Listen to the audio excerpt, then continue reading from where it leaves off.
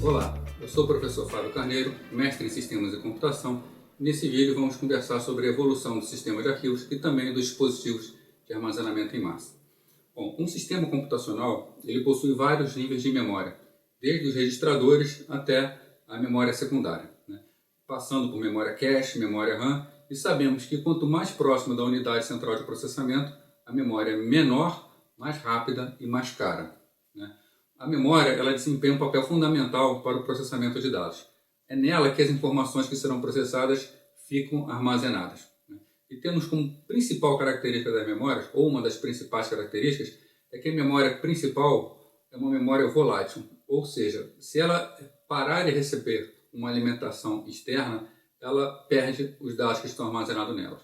Enquanto a memória secundária é uma memória não volátil.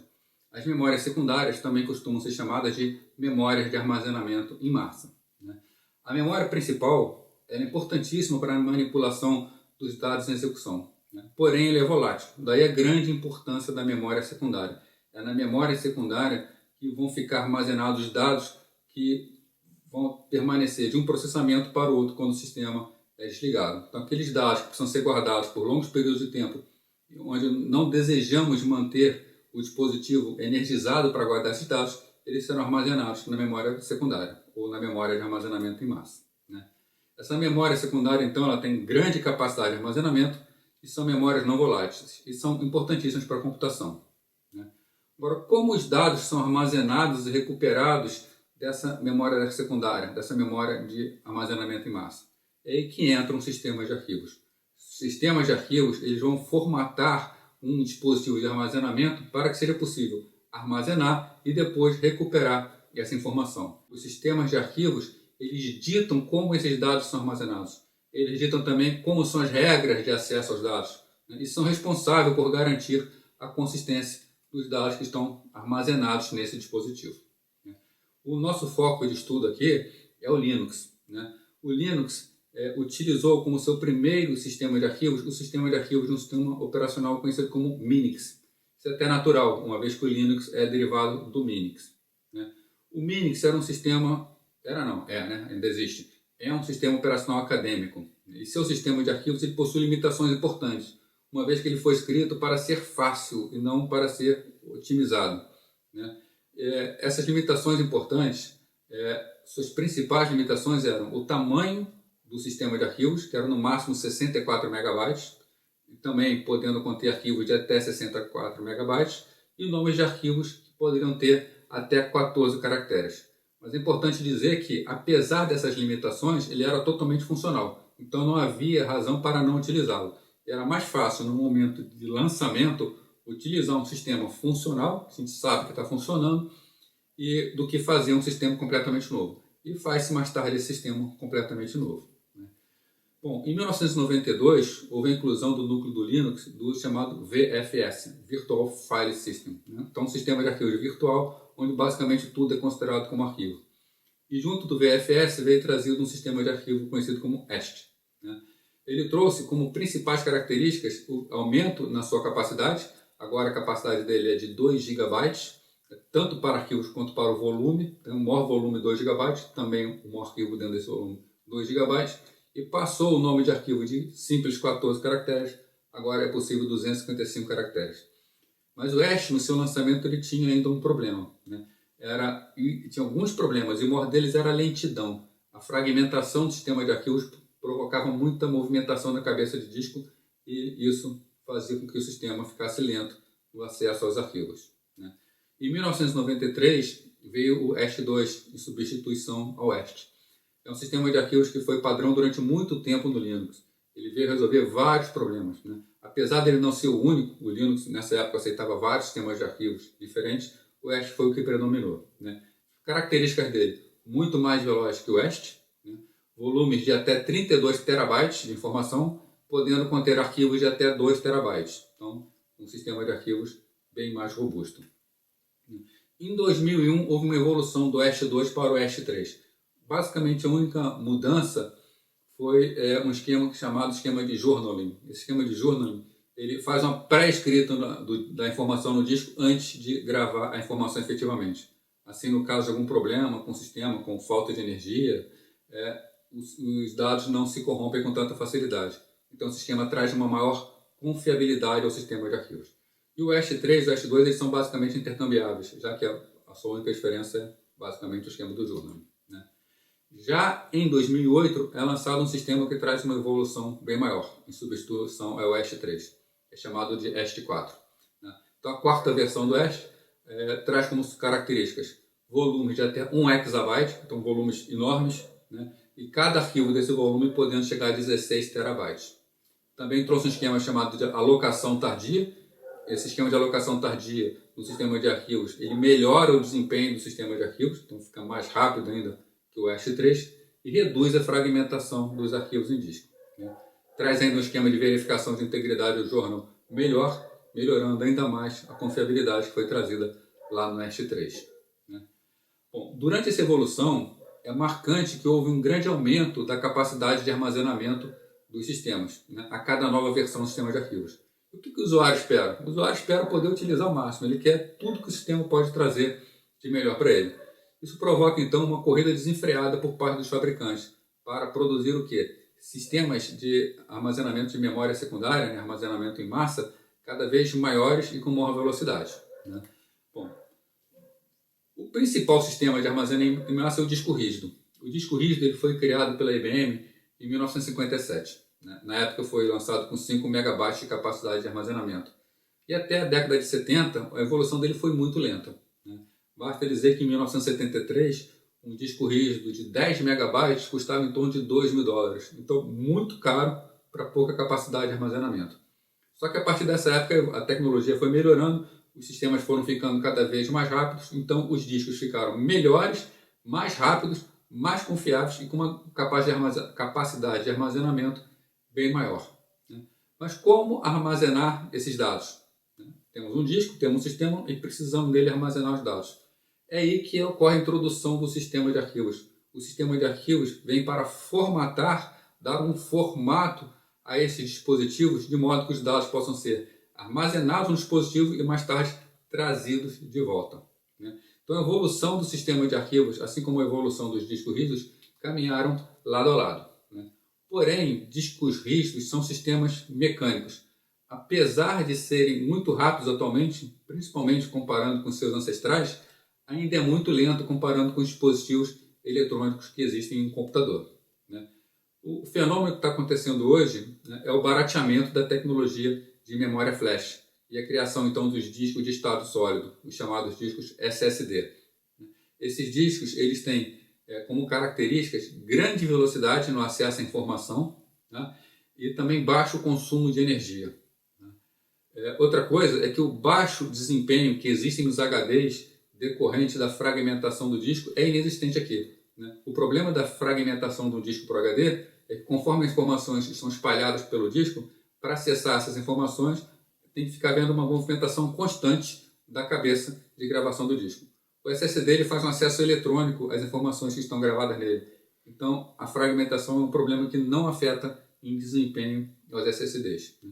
Então isso muda o desafio, né? Muda o desafio porque uma característica também grande dos SSDs é que a tecnologia é refém da quantidade de escritas que podem ser feitas nesse dispositivo. Um dispositivo SSD ele tem um tempo de vida que é medido em quantidades de escrita que são feitas no dispositivo, né? Então, quanto mais escrita se faz, mais degrada um disco SSD, né? A tendência, então, é realizar o mínimo de gravações possíveis, tentando aumentar ao máximo a vida útil desses dispositivos SSD. Bom, nesse vídeo nós vimos como foi a evolução do sistema de arquivos e traçamos também um paralelo entre sua evolução e a evolução do sistema de armazenamento em massa. Bons estudos e até a próxima oportunidade.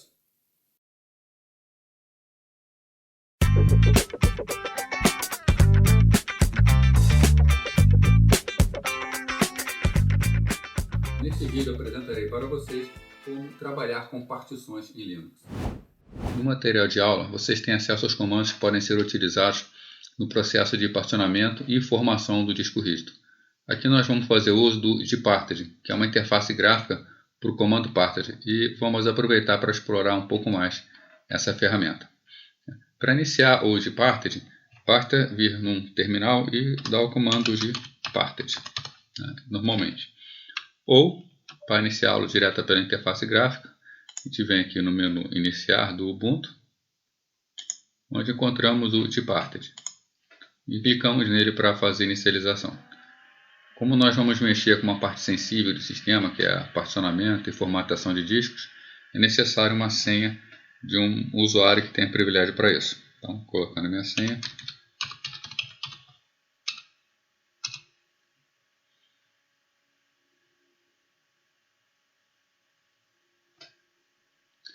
Com isso o programa inicia e aqui nós temos acesso à interface do sistema. Bom, já vimos no material de aula, estou aqui com o dispositivo /dev/sda, que é um disco rígido de 15 GB, né? E nesse canto superior direito nós podemos selecionar o disco com o qual nós vamos trabalhar. No caso aqui eu vou trabalhar com o dispositivo /dev/sdb, que é um dispositivo de 10 GB. Ainda no /dev/sda nós temos aqui uma informação que o disco ele tem 15 GB e ele tem uma série de partições, /dev/sda1, que é uma partição inicial, que é a partição de boot dele, /dev/sda2, que é toda o restante do disco, uma partição do tipo estendida, e dentro dela o sistema de arquivos est4 em /dev/sda5. E aqui que está o sistema de arquivos principal dessa minha máquina Linux. E, por fim, uma pequena parte não alocada, já que no momento de formatação do disco, de particionamento do disco, a gente pode perder um pouco do espaço por questão de alinhamento. Bom, então esse meu disco /dev/sda é um disco de 15 GB que já está com as partições devidamente preparadas.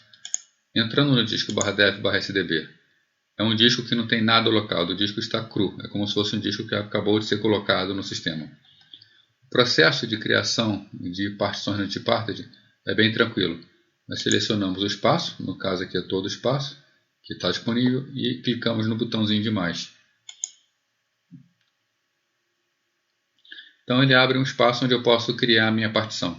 Eu posso aumentar e diminuir o tamanho da partição à vontade graficamente. Eu posso inclusive fazer com que a partição inicie numa outra posição que não no início do disco. Não vai ser interessante no momento, então vamos colocar a partição iniciando lá no início. E vou criar inicialmente com uma partição de 4 GB. Como ele pede o tamanho em megabytes, vou colocar 4 GB, que é exatamente 4.096 megabytes. Bom, já está me informando que vai ficar um espaço livre após isso de 6.143 megabytes. E eu quero um sistema de arquivos do tipo est4. Então é questão de adicionar. Então ele prepara aqui, nova partição número 1 de 4 GB. E vamos criar uma segunda partição de 3 GB. Né, novamente, para criar essa partição, você marca o espaço não alocado e clica no botãozinho de mais. Ou pode clicar com o botão direito e clicar em novo. Vai abrir a mesma janela. Vou criar aqui uma janela de uma partição de 3 GB, ou seja, 3.072 megabytes. Né? Ainda do tipo est4, poderia escolher aqui vários outros tipos de partição, né? Mas vou manter est4 e vou mandar adicionar. Né? Então ele está falando aqui as operações que ele vai fazer: criar a partição primária número 1 de 4 GB em /dev/sdb, criar a partição primária número 2 de 3 GB em /dev/sdb. Graficamente, as minhas partições estão aparecendo aqui. Uma característica do gparted é que ele permite que a gente prepare tudo que vai fazer. E ele efetivamente ainda não realizou nenhuma operação. Só que quando eu venho aqui e manda aplicar todas as operações, é que ele realmente vai realizar as operações no disco. Então vamos aplicar. Ele está me perguntando se tem certeza, já que isso pode causar perda de dados. Se eu tenho partições com dados no sistema e estou mexendo nessa partição, eu corro esse risco. Né? Mas vamos lá. Clicando em aplicar, ele começa a realizar as operações. Né? Então, fechar. Agora efetivamente as partições estão criadas. /dev/sdb1 de 4 GB, /dev/sdb2 de 3 GB.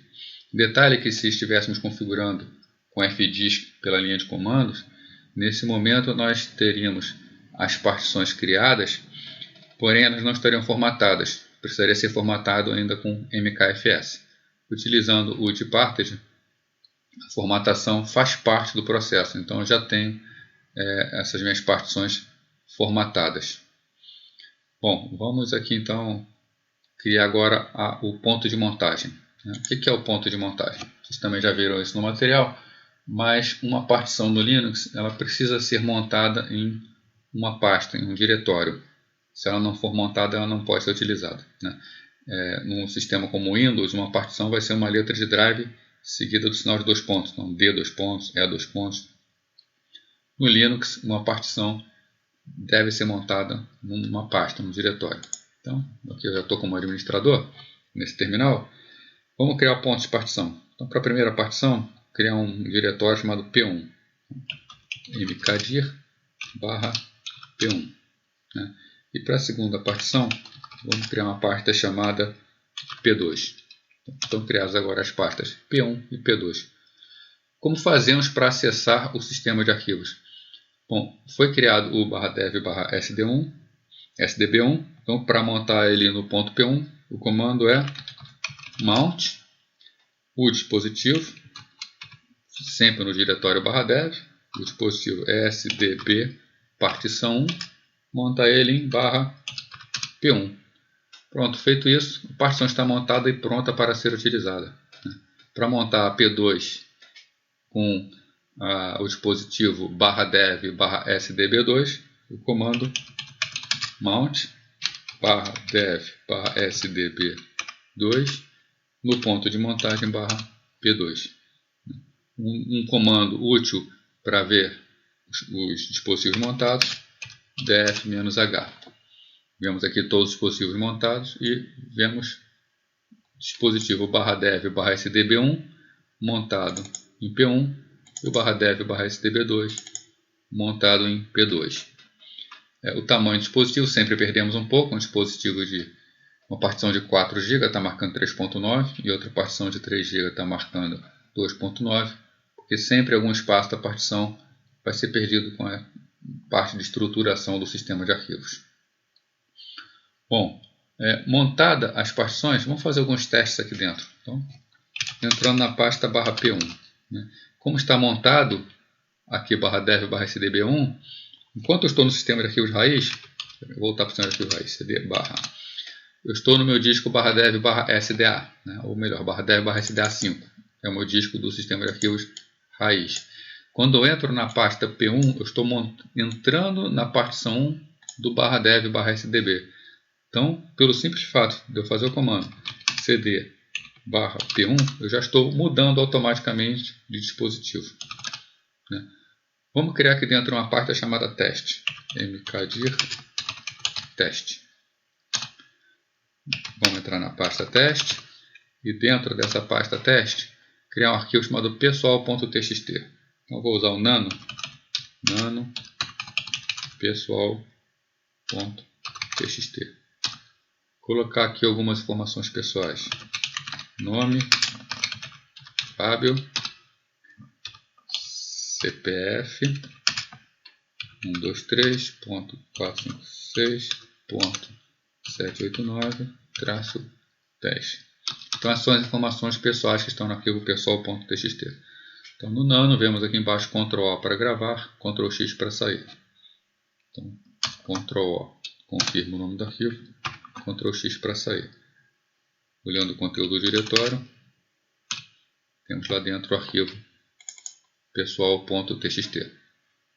Para simplificar a utilização das partições, eu tenho aqui no meu diretório padrão um comando, que é um comando mostrar dados. Esse comando mostrar dados, ele simplesmente entra no diretório /P1, subdiretório teste e mostra o conteúdo do arquivo pessoal.txt. Executando o comando /mostrar dados, ele mostra o conteúdo do arquivo pessoal.txt. Né? Para que isso? Isso para a gente poder ver o que acontece quando a gente desmonta um sistema de arquivos. Quando eu faço a montagem do sistema de arquivos, ele fica pronto para ser utilizado. Se eu desmontar o sistema de arquivos que está em P1, né, df-h em P1, está o sistema de arquivo /def/sd1. Se eu der o comando o mount /P1, eu desmontei o sistema de arquivos /def/sdb1 que está montado em P1. Olhando aqui novamente, não tem mais o P1, só tem o P2 montado. Eu posso entrar na pasta P1? Normalmente, cd/P1. Só que tudo que estava dentro dela, que foi criado, não existe mais, né? O diretório teste, todo o conteúdo não fica disponível enquanto não estiver montado. Se eu executar o meu comando,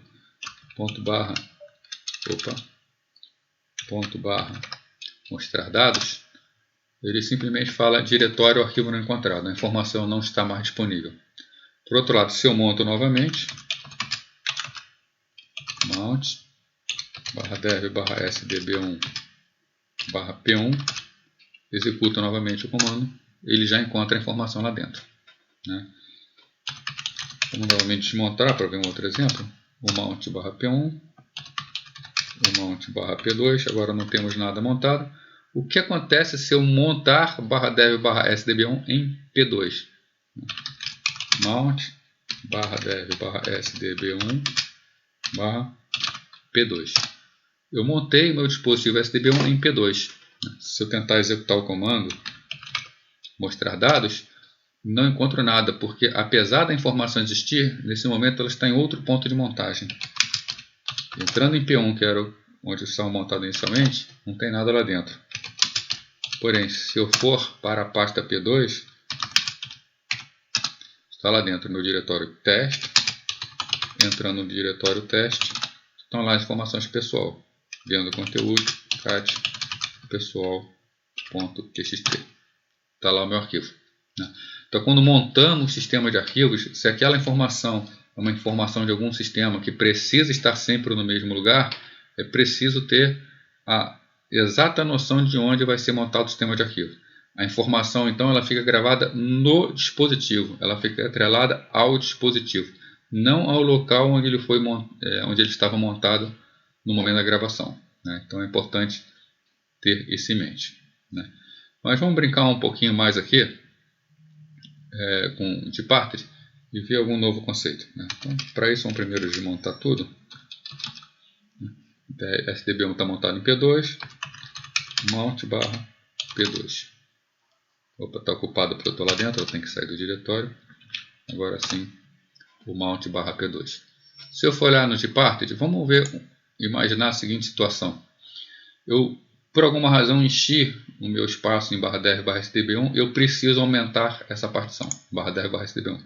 Eu tenho espaço no meu disco, eu tenho 3 GB sobrando, mas eu não posso aumentar minha partição porque não tem nada. Eu já tenho a partição /dev/sdb2 colada em /dev/sdb1. O Gparted vai me permitir fazer alterações nas partições como movimentação e redimensionamento. Então, se eu quero aumentar em 2 GB, eu quero passar de 4 GB para 2 GB, eu preciso abrir um espaço de 2 GB entre as partições, né? Como eu abro esse espaço? Primeiro eu movimento /dev/sdb2, que marca a partição, clica com o botão direito, redimensionar, mover. Eu posso mover simplesmente arrastando para o lado, graficamente eu posso ver, mas eu quero exatamente 2 GB. Né? 2 GB seria quanto? 2048 MB. Então vem aqui, coloco um espaço livre antes, 2048. Então eu posicionei, né, a minha partição. Eu clico em redimensionar, mover. Vem um aviso, né, de que eu posso causar falha em inicialização, é uma operação perigosa, eu tenho que saber o que eu estou fazendo. No caso, como são partições de dados, não há nenhum risco. Clique em OK, ele me abre o espaço, né? Agora, assim, como eu faço para crescer a partição SDB1? Né? Novamente, marcamos, clicamos com o botão direito, redimensionar, mover.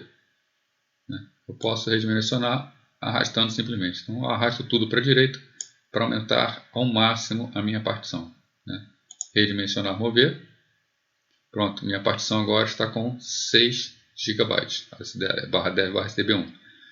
Só que aqui ele só preparou, ele não fez nada ainda, né? As duas operações. Então eu tenho que mover /dev/sdb2 para a direita e depois aumentar a partição. Então mando aplicar e ele vai realizar as operações, né?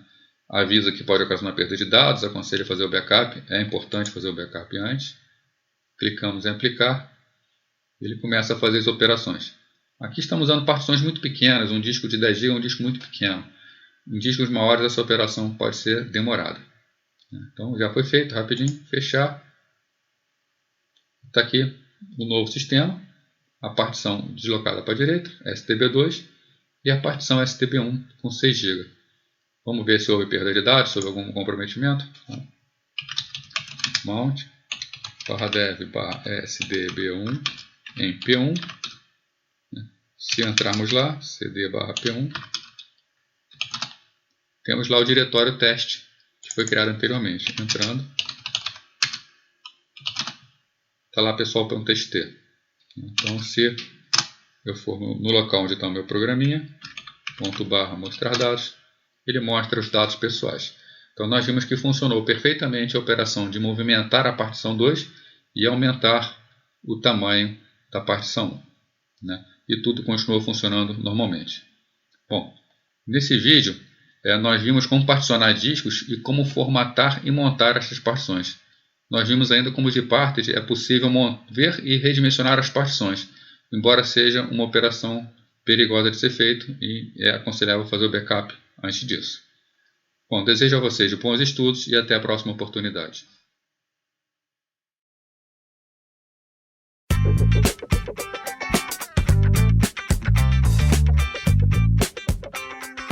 Neste vídeo apresentarei a vocês alguns exemplos de comandos do Linux. Vamos iniciar então. Nós estamos aqui com uma máquina executando o Ubuntu. Já temos nela 2 terminais abertos. Vamos ver como primeiro exemplo um comando, que é o comando cd, que é para mudar o diretório. A princípio um comando simples, mas vamos ver algumas coisas que a gente pode fazer de diferente com ele. Bom, na sua forma mais simples, se a gente olhar o conteúdo dessa pasta aqui, nós temos 5 diretórios, entre elas os diretórios pasta 1 e pasta 2. Como a gente faz para entrar no diretório pasta 1? Simplesmente a gente vai dar o comando cd pasta 1. Né? A partir desse momento a gente vê que nós entramos no diretório pasta 1. Né? Bom, como faríamos para entrar no diretório pasta 2? Primeira coisa, a gente pode subir um nível. Para subir um nível, cd ... A gente sobe um nível, volta para a pasta arquivos onde a gente estava e dá simplesmente o comando cd pasta 2. Entramos, estamos dentro da pasta arquivos / pasta 2, sem nenhum mistério. Né? Bom, uma outra forma de eu voltar diretamente da pasta 1 para a pasta 2, eu não preciso ficar voltando o nível para depois entrar. Posso fazer isso em um comando só. Né? A gente pode dar o comando cd, sobe o nível, / pasta 1. Né? Vemos aqui que passamos de pasta 2 para a pasta 1. E se eu estou numa situação que eu preciso ficar alternando entre 2 pastas? A gente tem um comando cd espaço menos. Quando eu dou cd espaço menos, eu volto para a pasta que estava anteriormente. Então, de pasta 1 fui para a pasta 2. Né? Se eu executo novamente, volto para a pasta 1, volto para a pasta 2. Se forem pastas próximas, talvez não valha muito a pena, mas quando o caminho é longo para ser digitado, usando esse conceito de cd espaço menos, a gente pode facilitar bastante alternar entre pastas. Né? Uma outra característica que a gente pode utilizar é o cd till. O till ele representa o diretório padrão de um determinado usuário. Então, se eu quero, por exemplo, ir para a pasta do usuário Fábio, posso dar o comando cd espaço till Fábio. Ele entra em /home /Fábio. Eu estou aqui como usuário administrador, como usuário root. Então, se eu der somente cd till, eu acabo indo para a conta do usuário root. Né? Uma outra forma de fazer o cd till, né? Voltar lá para a pasta do usuário Fábio, é dar o comando cd sem nenhum parâmetro. Ele acaba indo para a pasta padrão do diretório. Né? Bom, vamos voltar aqui para a pasta arquivos, que é a pasta onde a gente iniciou o nosso trabalho. E vamos ver um outro comando, um comando chamado mv. O mv é um comando utilizado para fazer a movimentação ou para renomear arquivos. Né? Então, se eu quero, por exemplo, renomear a pasta 1 para teste1, né? Eu tenho aqui pasta 1, eu quero mudar o nome dela para teste1. Como eu faço? Uma operação de movimentação, mv, pasta 1, teste1. Se a pasta teste1 existe, a pasta 1 é movimentada para dentro do teste1, senão ela é renomeada, né? Então, aquela pasta que se chamava pasta 1, agora se chama teste1, com esse comando mv. Né? Um outro exemplo de movimentação, para ver como funciona rápido, nós temos aqui uma pasta chamada grande. Essa pasta ela contém uma quantidade muito grande de arquivos, né? Se a gente dá o comando du espaço -sh, faltou um asterisco aqui no final, né? Ele vai dar o quanto cada pasta está ocupando. Então essa pasta chamada grande é uma pasta com 2,3 GB, né? Então um tamanho considerável. Se eu quiser mover essa pasta de nome grande para dentro de teste1, qual é o comando que a gente usa? mv grande teste1. Com isso eu movimento essa pasta inteira para dentro do teste1. E vemos que foi instantâneo, né? A movimentação de uma pasta é simplesmente mudança de link na estrutura de diretórios. Então, na verdade, nada no disco é movimentado, a não ser a mudança de um pequeno link. Se a gente ver o conteúdo aqui, vimos que sumiu grande, não existe mais aqui. Se a gente entra em teste1, vemos que está lá dentro a pasta chamada grande, né? Para movimentar de volta para a pasta arquivos, né? O comando mv, o nome da pasta, grande, ponto, ele sobe um nível, vai para arquivos, né? Vemos que não está mais aqui, né? Está lá de volta em grande. Para fazer um teste diferente, vamos fazer o seguinte, vamos montar um sistema de arquivos diferente dentro de pasta 2. Então a gente usa o comando mount /dev /sdb1, montar isso dentro de pasta 2. Se eu usar o comando df-h, nós vemos que a pasta /dev /sdb1 está montada, o dispositivo /dev /sdb1 está montado dentro de pasta 2. Né? Então, beleza. Significa o seguinte, se eu fizer qualquer coisa dentro de pasta 2, na verdade eu estou fazendo dentro do dispositivo que eu acabei de montar, né? Sendo que a minha pasta raiz está no dispositivo /dev /sda5. Né? O que nós vamos fazer aqui agora? Vamos movimentar essa pasta grande para dentro de pasta 2. Então, mv grande pasta 2. Opa, está demorando, né? Por que está demorando tanto? Quando a gente fez a movimentação dessa pasta grande para dentro de pasta 1 foi instantâneo. Por que agora dentro de pasta 2 está demorando tanto? Pasta 2 é um outro dispositivo, então ela está dentro de um outro sistema de arquivos. Quando eu fiz a movimentação de grande para teste1 no caso, foi apenas uma mudança de ponteiros. Essa mudança de ponteiros é possível ser feita dentro do próprio sistema de arquivos. Então, movimentar dentro do sistema de arquivos é muito fácil. Agora, não tem como movimentar pastas, dispositivos, arquivos entre sistemas de arquivos. Essa operação de movimentação então, que está ocorrendo agora, o que ela está fazendo? Ela, na verdade, está sendo substituída por uma operação de copiar e apagar.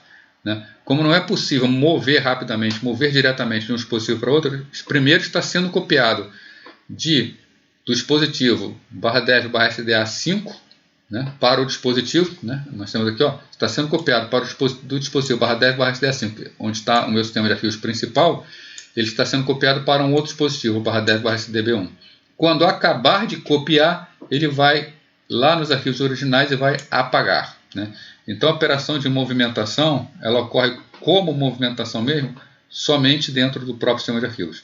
Se houver um segundo sistema de arquivos envolvido, não tem como fazer a movimentação direta. Né? Bom, vou fazer outro teste, enquanto ele acaba de fazer a movimentação aqui, vamos para a nossa outra janela, vamos fazer um outro teste, vamos criar um arquivo chamado teste.txt. Né? Então vamos usar um editorzinho chamado nano teste.txt. Nesse momento a gente vê que na outra janela acabou a operação de cópia. Né? Então dentro do nano, vamos criar um arquivo aqui. Este é um teste. Né? E vamos salvar. Para salvar, Ctrl O, depois Ctrl X para sair. Se eu quiser ver o conteúdo de teste.txt, cat teste.txt. Está lá o arquivo, o conteúdo dele, este é um teste. Bom, Vamos fazer um outro exercício aqui. Primeiro vamos ver o conteúdo, está lá o arquivo teste.txt. Né? Vamos mover esse arquivo teste.txt, mudar o nome dele, mv teste.txt, vamos chamar ele de .teste.txt. Né? ls, o que aconteceu com o arquivo? Sumiu o arquivo teste.txt. Ele deveria ter virado .teste.txt. O que acontece? Todo arquivo no Linux que começa com ponto, ele fica oculto da listagem. Se eu quiser ver os arquivos ocultos, eu tenho que dar o comando ls-a, add all. Aí sim vai aparecer o arquivo .teste.txt. Né? Se eu quiser fazer com que ele volte a ficar visível, mv.teste.txt para teste.txt. Está lá de volta o meu arquivo teste.txt. Vamos ver agora um outro comando, que são os comandos para apagar arquivos. Né? Como é que a gente faz para apagar um arquivo? Então vamos iniciar apagando esse arquivo teste.txt. Então o comando para apagar um arquivo teste.txt é rm de remove teste.txt. Né? Dei esse comando, peço para ver o conteúdo, ele sumiu. Né? Vamos agora fazer o seguinte, vamos apagar o conteúdo, apagar uma pasta, apagar a pasta teste1. Né? Se eu tentar usar rm teste1, né, diz que eu não posso apagar porque é um diretório. Então, comando para apagar arquivos são diferentes de comandos para apagar diretórios.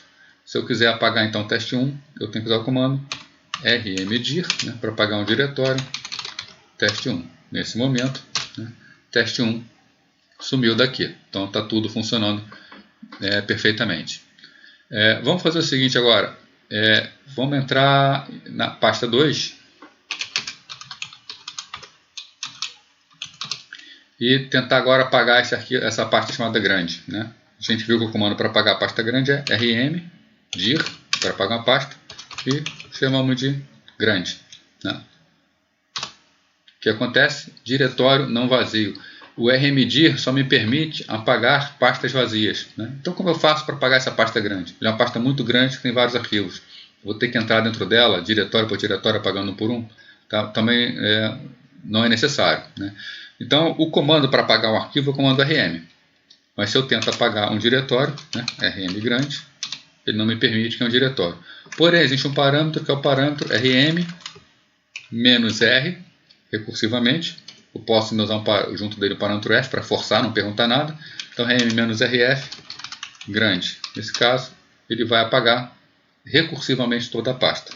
Se eu pedir para olhar o conteúdo dela, tá? Não tem mais nada. Né? A pasta grande sumiu. Né? Voltando aqui para a pasta arquivos. Então, para finalizar, falar com vocês um pouquinho sobre expressão regular. Né? O que é expressão regular? Expressão regular é um assunto bastante extenso, não dá para a gente ver aqui por completo. Né? Mas uma expressão regular é um método formal de a gente especificar um padrão de texto que vai ser buscado. Então a gente faz uma composição de caracteres com funções especiais e que quando a gente agrupa essas funções em uma expressão, nós conseguimos fazer uma busca, conseguimos criar uma regra de busca dessa expressão. Né? Então quando essa regra casa com algum padrão, nós dizemos que temos sucesso. Né? Vamos dar aqui exemplos bastante simples de utilização de expressão regular. Tá? Já vou falando com vocês, é algo bastante simplório mesmo. A expressão regular é muito mais poderoso do que isso. Mas só para exemplificar o que seria uma expressão regular. Vamos pensar num sistema de backup, onde esse sistema de backup faça backup sempre que o dia for múltiplo de 5. Né? Então, temos aqui um exemplo.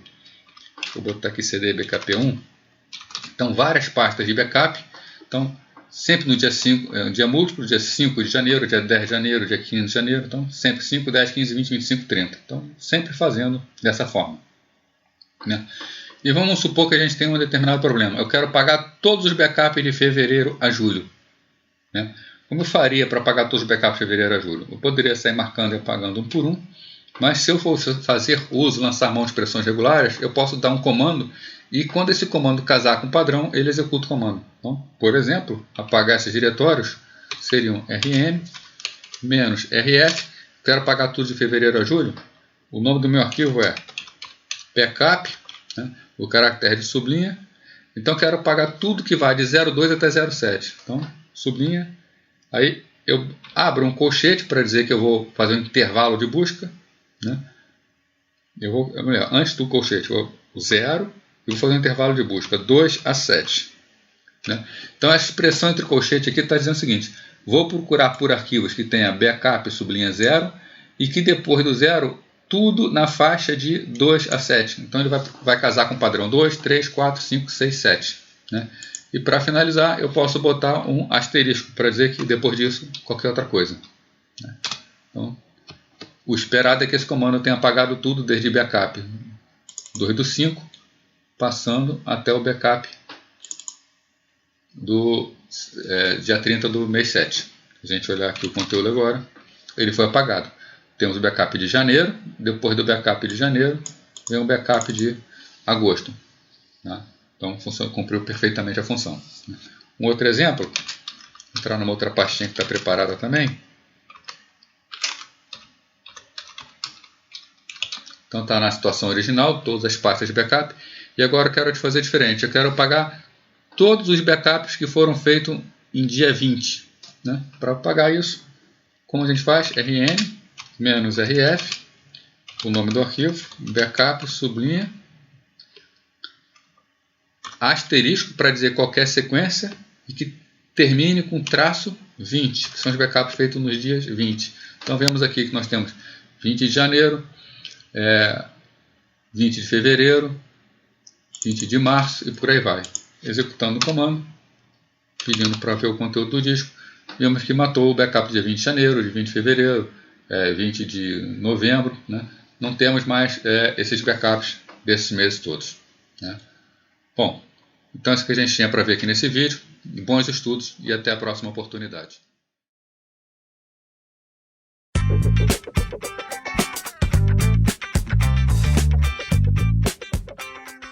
Neste vídeo eu apresentarei para vocês a diferença entre editor de textos e processador de textos. Vamos ver aqui então a diferença entre um editor de textos e um processador de textos. Né? Bom, um editor de texto ele é utilizado para editar um texto puro. Né? Um texto puro é aquele que contém caracteres ASCII, cujo conteúdo ele pode ser entendido visualizando diretamente o conteúdo do arquivo, sem que a gente tenha nenhuma necessidade de fazer conversão ou interpretação do conteúdo. Então, o conteúdo é aquilo que a gente vê sem nenhuma dificuldade. Já documentos, quando são criados por processadores de texto, eles possuem um formato específico, já que eles podem conter dentro dele várias formatações diferentes. Né? Então, para isso, ele possui vários caracteres de controle e, comumente, até algumas informações binárias. No caso do Linux, vamos abrir aqui, o padrão é o LibreOffice Writer, o processador de textos que se utiliza. Né? Então, é um processador de textos concorrente do Microsoft Word, né? No qual a gente consegue fazer qualquer tipo de edição dentro do arquivo. Né? Vamos dar uma olhada então nos arquivos. Então nós temos uma pasta chamada editores. Dentro dessa pasta nós temos 3 arquivos. Um arquivo chamado fritarovo.txt, que está em formato texto puro, e outros 2 arquivos que estão em formato de processador de texto. fritarovo.odt, que é o formato padrão do LibreOffice, e o fritarovo.docx, que é o formato padrão do Microsoft Word. Faz parte da ferramenta Microsoft Office.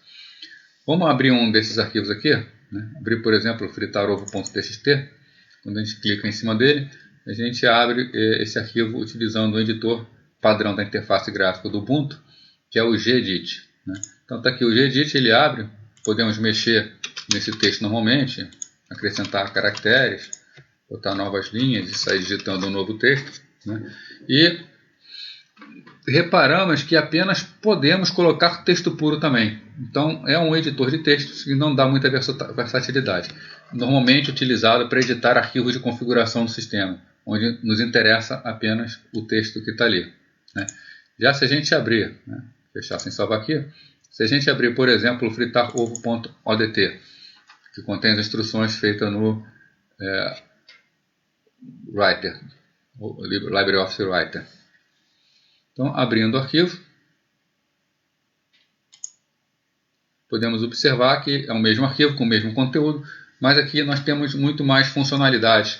Um processador de texto, nós podemos criar tabelas, acrescentar tabelas para usar o nosso texto. Então, colocamos uma tabela, podemos colocar dados em tabelas, podemos formatar, né, mudar o tipo da fonte de um texto, bota uma fonte diferente, negrito, pode fazer ficar maior, podemos mudar a cor de um texto, né, destacar um outro texto. Então é um editor bem mais completo, que permite uma edição de um texto propriamente dito, não a simples edição de arquivos, né? Além disso, nós podemos incorporar objetos como tabelas, imagens, né? Então, enfim, dá para fazer muita coisa com o editor de textos, né? Desculpa, aqui é um processador de texto, né? Então, fechando, não salvar também. Como é que é o conteúdo desse arquivo? Se a gente tentar olhar o conteúdo, né? Então, está aqui dentro da parte de todos os nossos 3 arquivos. Se a gente manda listar na tela o conteúdo de fritarovo.txt, né? cat fritarovo.txt. Reparamos que o conteúdo ele é jogado na tela sem nenhuma perda. Exatamente o que está dentro do arquivo é o que nós vemos. O que acontece se a gente tentar fazer a mesma coisa com os arquivos do LibreOffice ou do Microsoft Office, né? Então, você pode tentar ver aqui, né?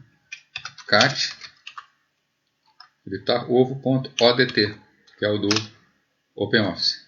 Olha o que nós temos, um arquivo com uma série de caracteres de controle que fica difícil entender o significado simplesmente olhando. Precisamos da interpretação desse arquivo por parte do LibreOffice, né? Da mesma forma, se eu tentar ver o conteúdo do Microsoft Office, cat ovo.docx, teremos o mesmo problema, né? Um conteúdo que não é possível interpretar diretamente, porque não é um conteúdo de texto puro, né? Vamos ver aqui 2 exemplos de editores de texto que nós podemos utilizar para editar o texto. O editor padrão de um sistema Linux ou Unix em geral é o editor chamado Vim, que é o VI Improved, né?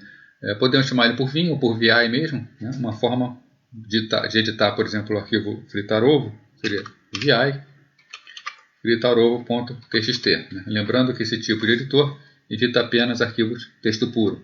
Ele é um editor voltado para configurações do sistema, né?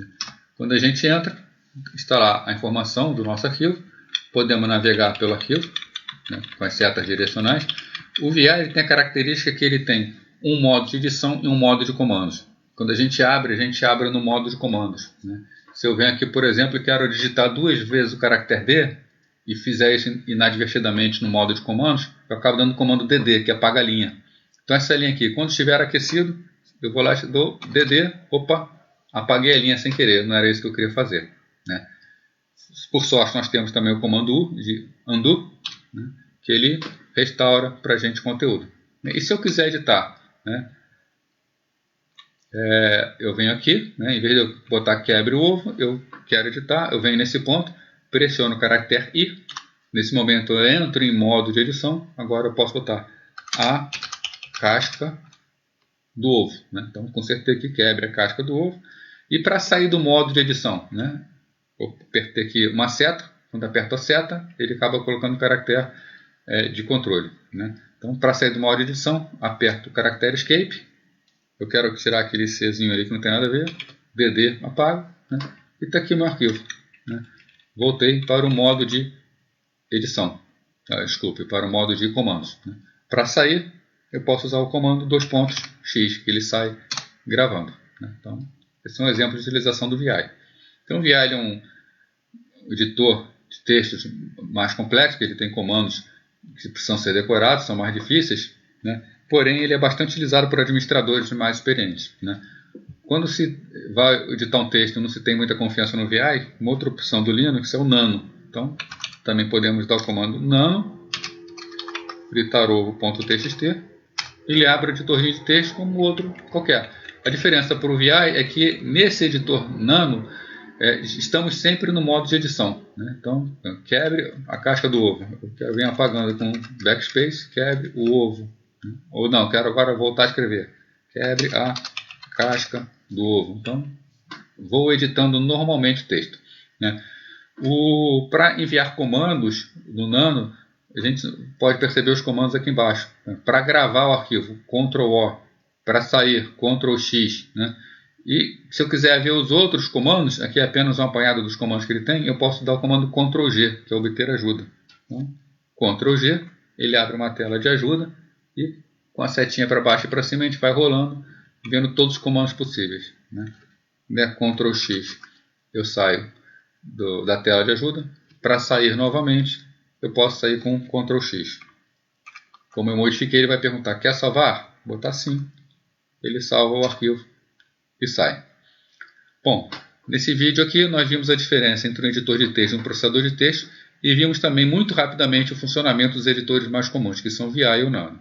Bons estudos e até a próxima oportunidade.